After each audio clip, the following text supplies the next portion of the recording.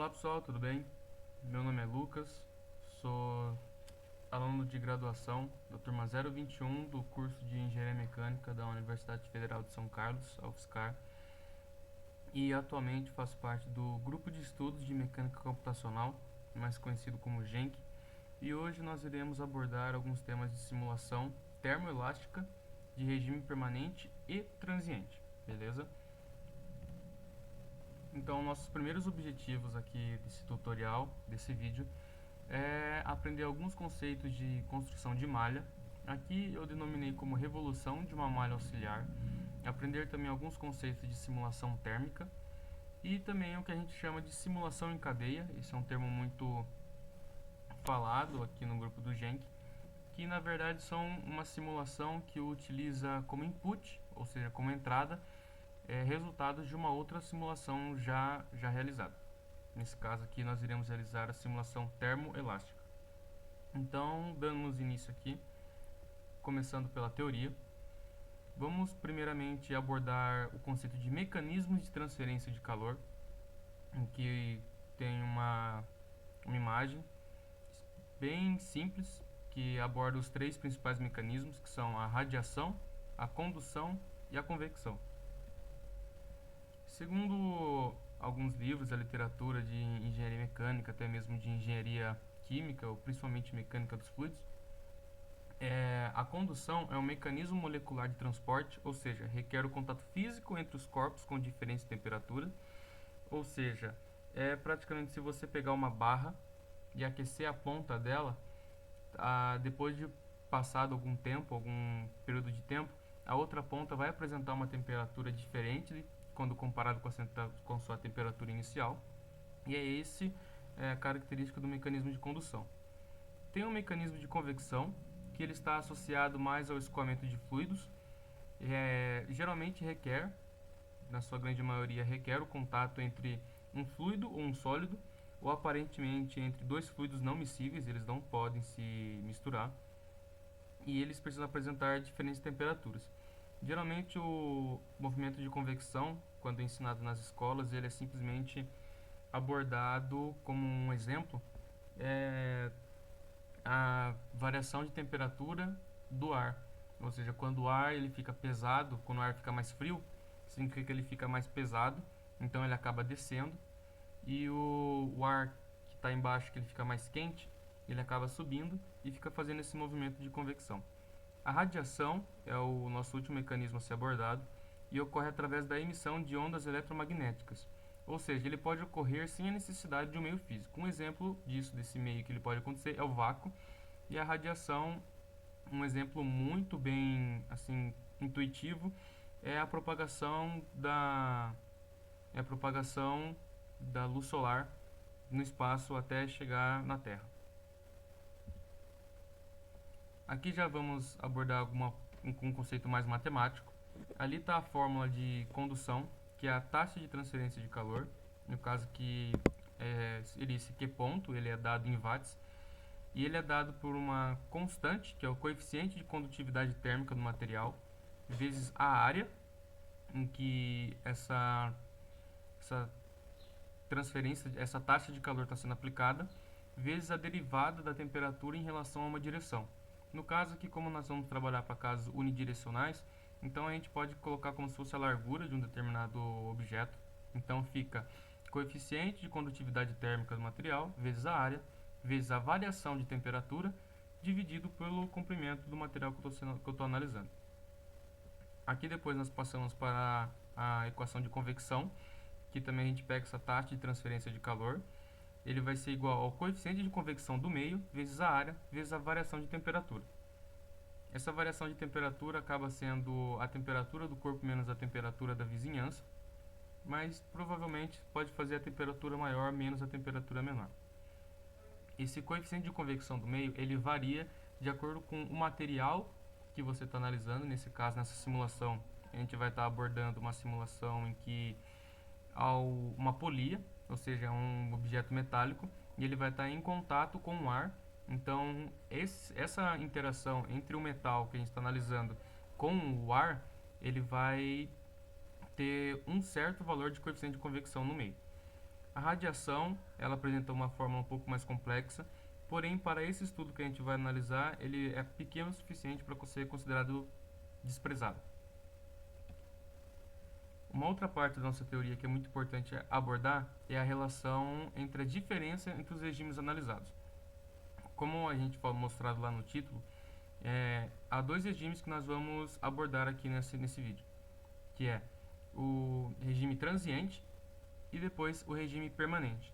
O regime transiente, ele aborda essa primeira parte que está desse gráfico. Esse gráfico aqui ele é meramente ilustrativo, ele não representa de uma forma muito fiel à simulação que nós vamos abordar aqui. Ele é apenas uma entrada para utilizar conceitos mais teóricos. Isso daqui seria como se fosse uma entrada step e uma resposta subamortecida de um sistema dinâmico. Então, a resposta transitória, ela aborda uma parte inicial do nosso sistema.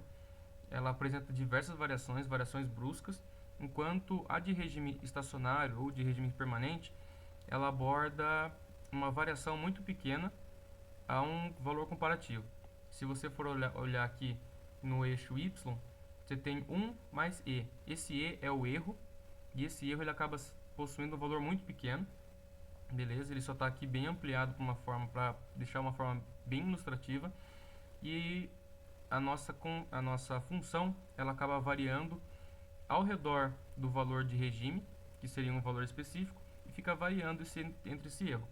Mas se você for analisar de certa forma um gráfico mais fiel, mais real a sistemas que a gente utiliza no nosso cotidiano, ou até mesmo no sistema de engenharia, a gente vai perceber que sim, a gente vai apresentar um sistema de resposta transitória em que possui uma variação bem brusca e ele tem característica de ter o início apenas no começo e um período bem curto, enquanto no regime estacionário ele vai acabar de certa forma se aproximando de um certo valor. A gente chama esse valor de regime. Então ele acaba não tendo uma grande variação quando comparado com o sistema de resposta de regime transitório. Então, qual que vai ser a nossa ideia aqui? A nossa ideia aqui vai ser analisar a dilatação térmica. Então, primeiramente, nós temos que realizar uma análise térmica. Vai ser aplicado cargas térmicas sobre a estrutura da polia, que no caso eu vou apresentar a problemática para vocês depois. E vai acontecer um acoplamento entre um eixo e o furo da polia. Vai ter análise de tensão, deformação e deslocamento. Porém, aqui na nossa problemática, nós vamos apresentar apenas a parte de deslocamento, que é o nosso foco. E a gente vai realizar primeiro a resposta de regime permanente, ou seja, quando o tempo tende ao infinito e a estrutura atinge um equilíbrio térmico. E depois, no próximo vídeo, vamos abordar a parte de sistema transiente, regime transiente, que nós vamos aplicar um certo intervalo de tempo e as temperaturas mudam constantemente, ou seja, não possui um equilíbrio térmico. Comparando com o gráfico aqui anteriormente, a resposta transitória, ou seja, no regime transiente, ela vai ter uma variação de temperatura direta, ela não vai apresentar um valor fixo no final, ou seja, ela vai ter grandes variações de temperatura, enquanto no regime permanente, pelo fato desse erro ser muito pequeno e ficar ao redor de um certo valor específico, o que vai acontecer? É como se estivesse desprezando esse erro e considerando aquele valor específico que a gente está querendo obter, ou seja, não vai acontecer nenhuma variação de temperatura. Aqui nós vamos apresentar a nossa problemática. Como que vai ser realizada? Deseja-se realizar uma união interferente entre um eixo de diâmetro nominal de 20.038 mm e o cubo de uma polia ilustrada na figura a seguir. Aqui está o desenho técnico, aqui já está como se fosse a representação do CAD e aonde vai estar sendo aplicada as nossas cargas térmicas.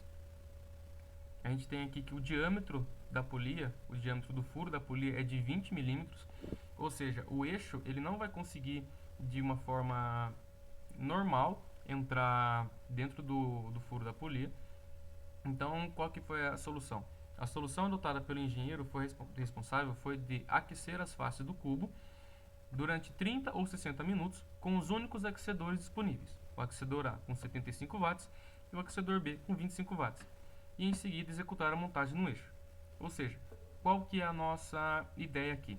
Nós vamos realizar o CAD da polia e de certa forma utilizar para a criação de uma malha como posso assim dizer, uma malha ideal,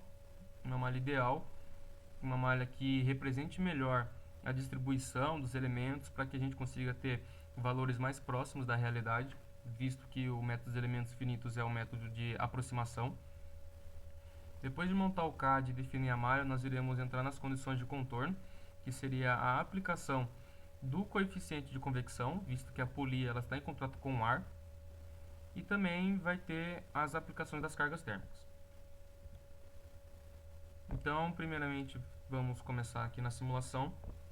E como foi mostrado lá no começo, a gente utilizaria uma malha auxiliar de revolução para que possamos montar, de certa forma, a nossa malha da polia. Então, esse daqui seria o CAD. Eu iria fazer um perfil apenas, e esse perfil iria utilizar ele como revolução, mas esse perfil aqui eu vou utilizar um extrude de 0 mm. Então, a partir disso, nós iremos dar início à simulação.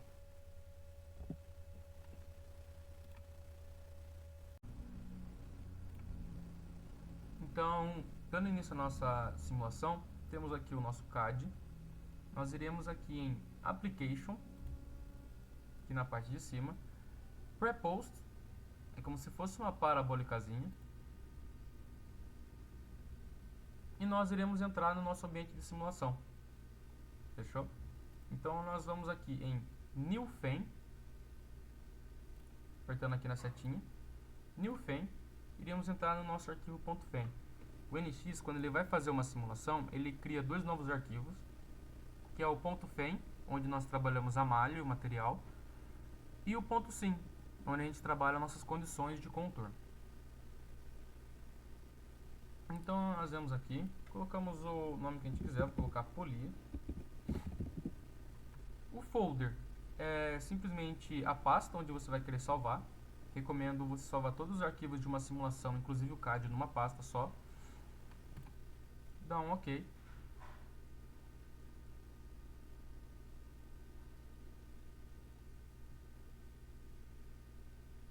E aqui vai aparecer, ó, Solver Environment. A gente vai mudar para Sim Center Thermal Flow, o tipo de análise térmica. Após isso, dá um OK. Beleza, Lucas. Cadê a nossa polia? É aqui que nós vamos utilizar o método que eu queria aplicar para vocês. Primeiramente, nós vamos criar uma malha 2D, na qual nós temos a ideia de que essa chapa aqui ela é bidimensional, já que ela teve uma extrusão de 0 mm. 2D Mesh. Vamos selecionar aqui o nosso CAD. O tipo, eu selecionei o Quad 4 Fin Shell. O método de criação de malha é Subdivision e o tamanho do elemento 2.5. Qual que é a ideia de colocar um elemento quadrado? É para que ele se adapte melhor à nossa geometria. A subdivisão ele vai distribuir certinho os elementos ao redor dessa malha, ao redor desse CAD, dessa chapa. E o Element Size 2.5 ele é... Eu cheguei nesse valor, de certa forma, depois de muitos testes de criação. Como é uma chapa, ela não é tão grande, ele acaba fazendo o processo de interação muito rápido. Eu posso ficar mudando esse valor até chegar num valor em que eu acho aceitável. E o Attempt Quad Only, eu vou ligar 0 triângulos, tá? 0 triângulos. Por quê? Eu quero que tenha apenas elementos quadrados nessa chapa.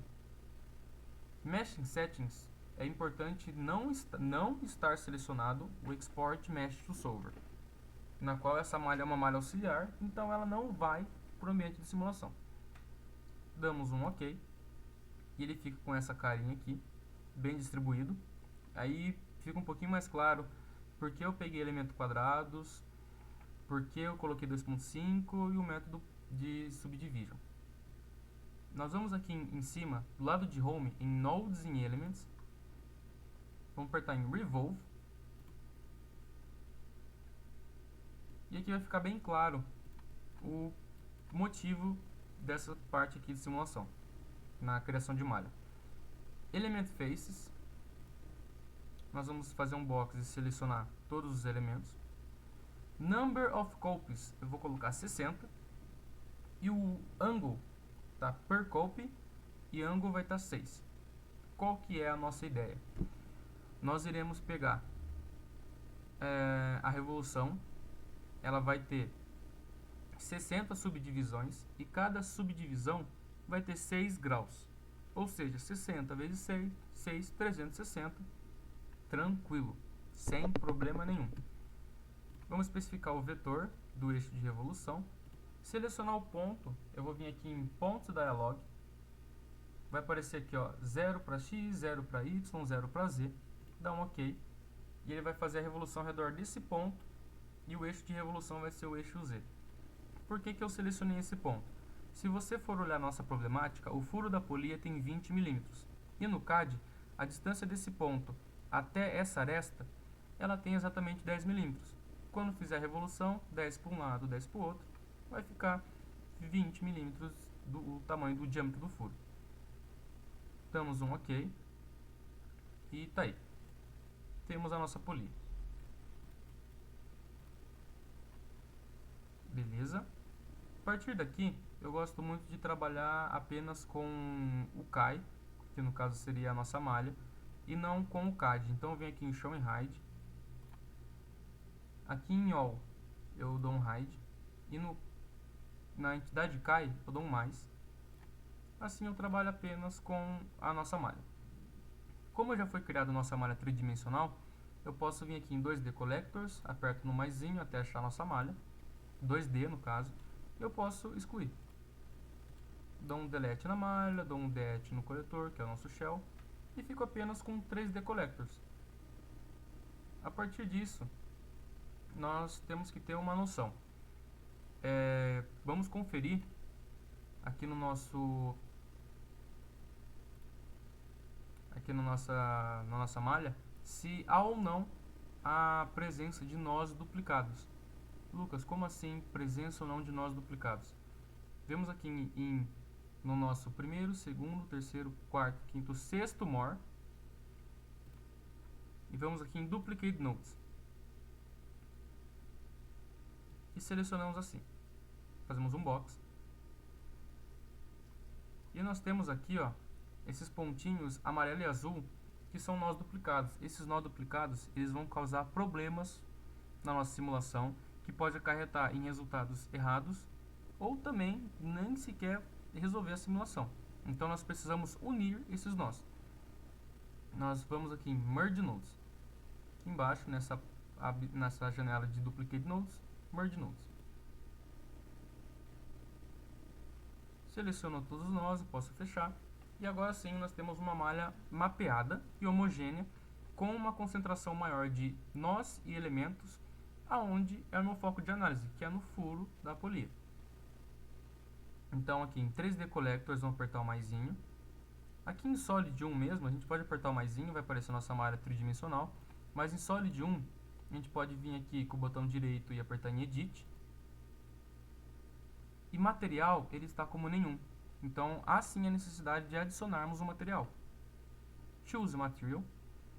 Por essa simulação, nós vamos colocar o alumínio 5086. E dá um OK. Dá um OK. Dá um salvar.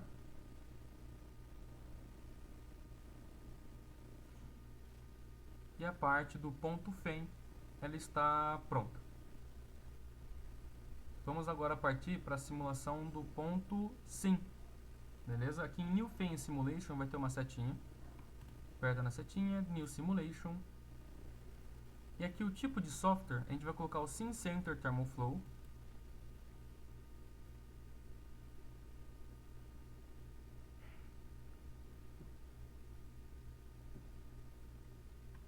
Vamos apertar aqui Preview, apenas para ver aqui, ó, o CAD que ele vai selecionar.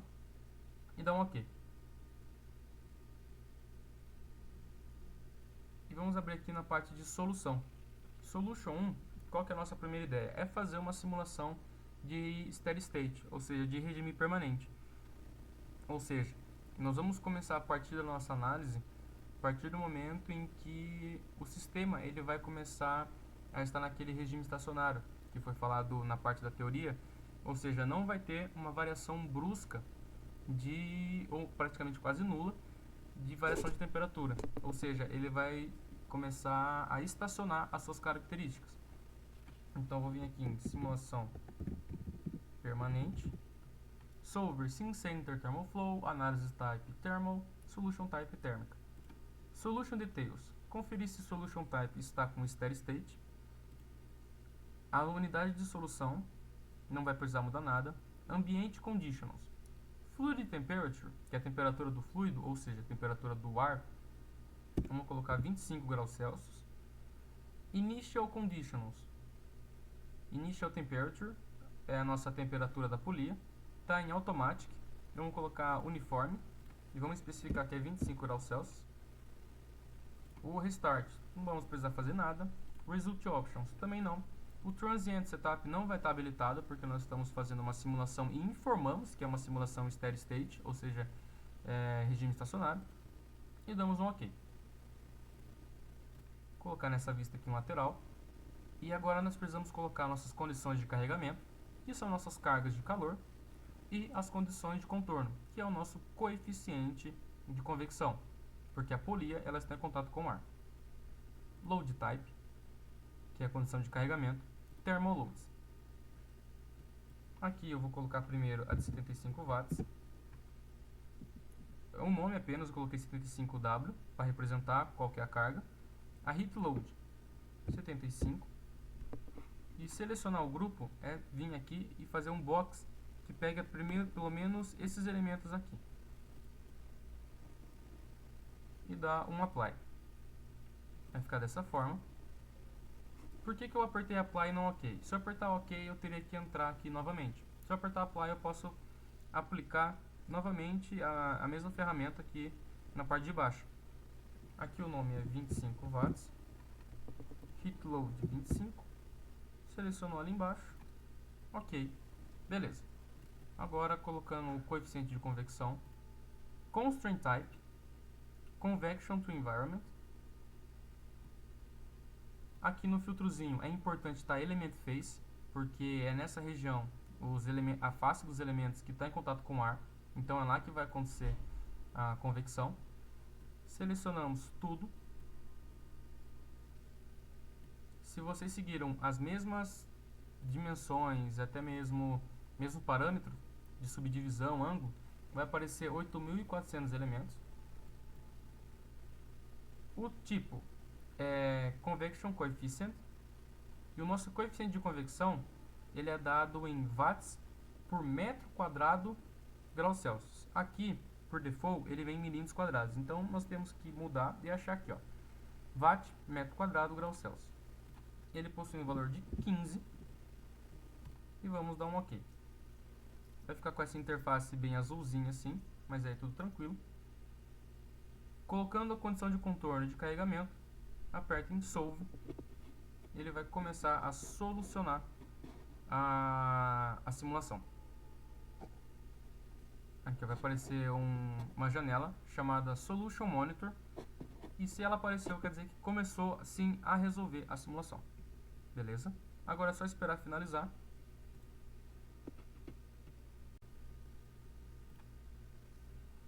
Depois de terminar a simulação, que o software terminar de resolver, ele vai voltar nessa abinha, vai aparecer um monte de janelas, você pode fechar tudo. E aqui vai aparecer uma pasta chamada Results. Aperta no maisinho, dá um duplo clique no resultado thermal, e ele vai levar você para a aba de resultados. Aqui ó, Thermical, a gente vai apertar no maisinho. Vamos primeiramente analisar aqui as temperaturas. Aperta no maisinho aqui, escalar, dá um duplo clique. E vai aparecer aqui o resultado da simulação. Aqui na legenda, na nossa escala, temos que as temperaturas mais baixas elas estão em azul e as temperaturas maiores estão em vermelho. A menor temperatura é de 74,789 graus Celsius, a unidade aparece aqui, e a maior é de 84,325 graus Celsius. Porém, essa combinação de cor ela é utilizada muito na parte estrutural. Vamos mudar esse padrão de cor para o espectro térmico. Vemos aqui em Edit Post View. Ele vai abrir uma janela. Aqui em Legends vai aparecer primeiro em Results. Aqui em Legends, Spectrum. Tira de estrutural, põe em térmico e dá um OK. Agora sim ele vai mostrar para essa parte. Porém, fica um pouco difícil de analisar o interior do furo, que é onde a gente vai querer analisar, no caso o furo da polia. Então nós vamos aqui em Cutting Plane On-Off. Aí ele vai mostrar o corte. Ah, Lucas, eu quero ver normal novamente. Seleciona Cutting Plane On-Off para ele voltar. Ah, eu quero ver outro plano. Então você vem lá do lado, que é Cutting Plane Options. Ele vai estar aqui na região da metade. Você pode vir aqui e escolher o tipo de corte que você vai querer analisar, dependendo das coordenadas que você está utilizando. Se é coordenada esférica, cilíndrica. Aqui nós vamos utilizar absolute retangular, que é dos planos cartesianos x, y, z. O corte eu ainda vou querer fazer no eixo, cujo eixo x, no plano, cujo eixo x é anormal. Na metade, então, ok, vai ficar assim. Pô, Lucas, esses quadradinhos aqui tá atrapalhando para ver, então vocês vêm aqui em externo, nesse cubinho mágico aqui externo, e coloca nono. Beleza. Assim fica mais fácil de visualizar. Aqui as temperaturas. Você quer ver um ponto específico ou não específico? Você vem aqui nesse ponto de interrogação, chamado Identify Results, e seleciona. Aí ele vai aparecer. Tá vendo? Região de uma das maiores temperaturas. Você pode selecionar aqui, vai aparecer a temperatura aqui, que está 77 graus, tudo mais. Pode vir aqui na ponta. Beleza, Lucas. Você fez tudo isso, tudo mais. Aperta um close para assumir tudo. Tá. A gente tem os valores da temperatura. Mas como eu vou saber se o eixo ele vai conseguir entrar no furo da polia e que não vai apresentar complicações? Vamos lá. É aqui que vai entrar a nossa parte termoelástica. Aqui no canto superior esquerdo, Return to Home. Vamos voltar para o ambiente de simulação. Vamos apertar aqui em Solution. Beleza? Solve é para resolver, Solution é para criar uma nova solução. Solution. O nome eu vou colocar aqui, termoelástica permanente. Termoelástica permanente. O solver nós vamos trocar. Vamos colocar NX Nastran.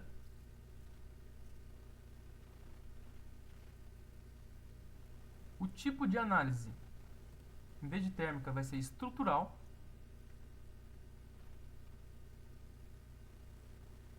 E ver se o Solution Type está Solver 101 Linear Statics. O que seria isso? Ele vai fazer uma análise linear estática. Simples assim. Pô, Lucas, mas por que linear? Porque a gente não pode fazer uma não linear para apresentar mais resultados? Simples. Porque se a polia ela sair do regime linear, ou seja, sair da região elástica, e apresentar deformações permanentes na região plástica, a gente praticamente perdeu a polia. Principalmente na região do furo, que é onde está concentrado as maiores variações de temperatura. Então, beleza. A partir daqui, creio que não tem mais nada para a gente fazer. É sempre bom dar mais uma olhada. General realmente não tem nada.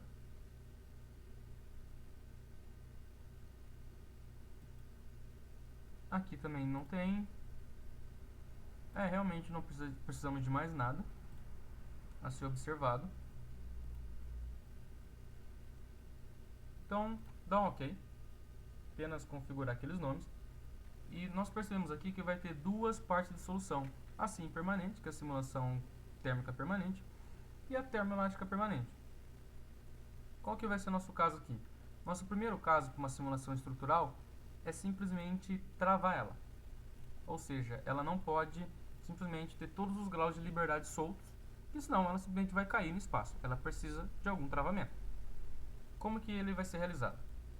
Nós vamos aqui, eu vou primeiro fazer, para depois explicar, tá? Constraint Type, User Defined Constraint. E primeiro nós vamos selecionar essa linha aqui, ó, uma linha bem central, que selecione apenas essa fileira de nós. Beleza? E qual grau de liberdade eu vou travar? Fazendo uma lembrança do que seriam os graus de liberdade, DOF1, grau de liberdade 1, translação no eixo X. O DOF2, translação no eixo Y. O DOF3, translação no eixo Z. O DOF4, 5, 6 segue respectivamente como rotação no eixo X, rotação no eixo Y e por último rotação no eixo Z.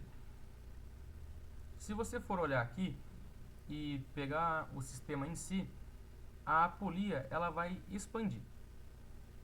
Beleza? A apolia ela vai acabar expandindo. Só que se você for analisar no eixo X, né, no eixo de direção, tipo translação no eixo X, o deslocamento desses nós aqui, devido à simetria do nosso problema, não vai ter deslocamento no eixo X. Ele ainda vai continuar nessa região. Ou seja, vai ter deslocamento. Esse nó aqui, dessa região, eles vão se deslocar tanto no eixo X quanto no eixo Y. Porém, os que eu selecionei, eles vão apenas expandir na direção Y e na direção Z, que no caso é como se estivesse saindo da tela. A do eixo X, ela não vai se mover. Então eu posso vir aqui no DOF1 e dar um Fixed e dar um Apply. O mesmo vale para essa fileirinha de nós aqui. Porém, esse é na região, na direção do eixo Y. Então eu posso vir aqui, DOF2, Fixed, Apply. Voltando na nossa vista lateral, segundo a nossa problemática, esses elementos aqui desta face, todos esses elementos, eles teriam que estar travados, como se a polia tivesse, ela tivesse presa e não permitisse que ela se deslocasse na direção do eixo Z, tá? É apenas uma modelagem que a gente está fazendo aqui para travar. Trava esses nós aqui no eixo Z, dá um OK, beleza, nossa polia está travada. Agora, nós iremos importar os resultados da simulação térmica para a simulação estrutural. Assim, o nosso input não vai ser nenhuma load type, não vai ser nenhuma aceleração, força. Se eu colocar temperatura, eu teria que fazer a seleção de todas as regiões e colocar uma temperatura. Isso daqui não vai acabar sendo viável. Nós iremos aqui, de certa forma, transportar. Nós iremos pegar os resultados que a gente tem e iremos colocar aqui. Aqui em Subcase, nós vamos vir aqui em Load, botão direito, e New Load Set. Ou seja, nós vamos pegar um box de novos carregamentos. Então, Temperature Set. Não vamos colocar nada, damos um OK. Daí, nesse load que a gente tinha acabado de selecionar, vai aparecer Temperature Set, botão direito, New, e vamos colocar Temperature.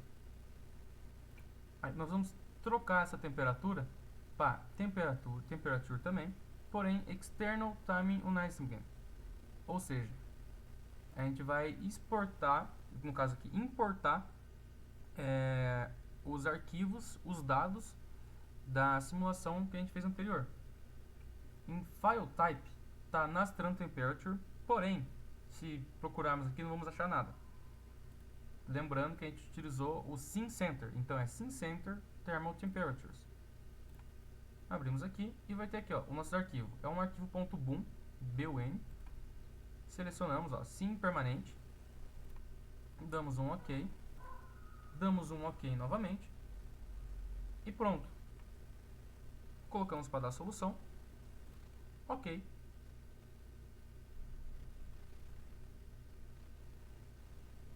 Vai aparecer uma mensagem de erro.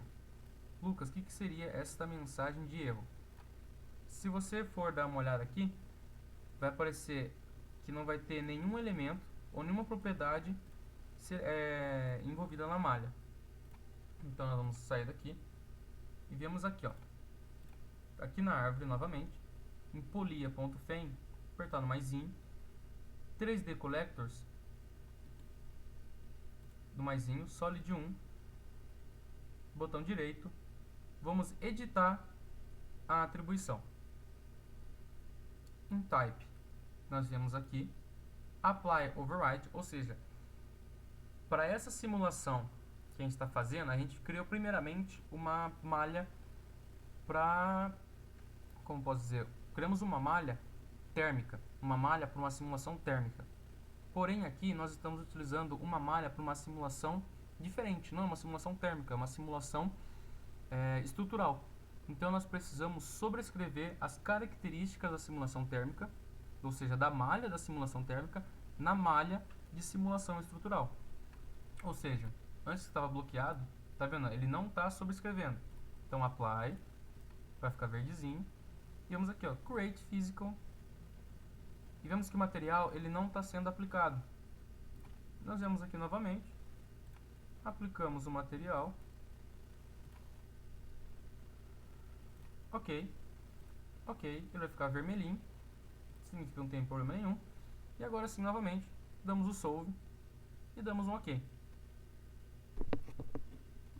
Pode ver aqui, ó, na Trandex Successful Writing, e ele começou a resolver a simulação. Então, quando ela ficar pronta, a gente volta aqui e vai começar a fazer uma análise mais profunda dos resultados. Depois de ter terminado, o software terminar de resolver toda a simulação, vemos aqui na página de Results, da simulação termoelástica permanente, duplo clique em estrutural, vai aparecer aqui, ó, a pastinha de simulação permanente, e depois a pastinha de simulação elástica termoelástica permanente. E vemos aqui, ó, em deslocamento, que é praticamente o que nós estamos querendo analisar.